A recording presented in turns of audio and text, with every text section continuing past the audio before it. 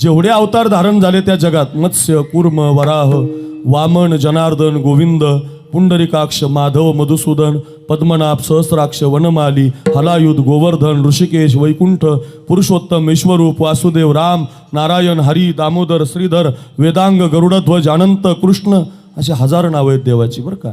सांगता येतील एका दमात आपल्याला.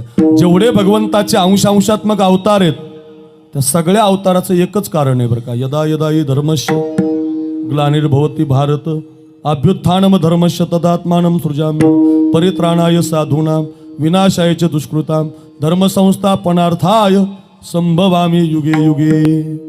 जब जब होई असं म्हणताना विकू द्यायचं ना. जब जब होई धर्म की हानी बाधव आचर अधम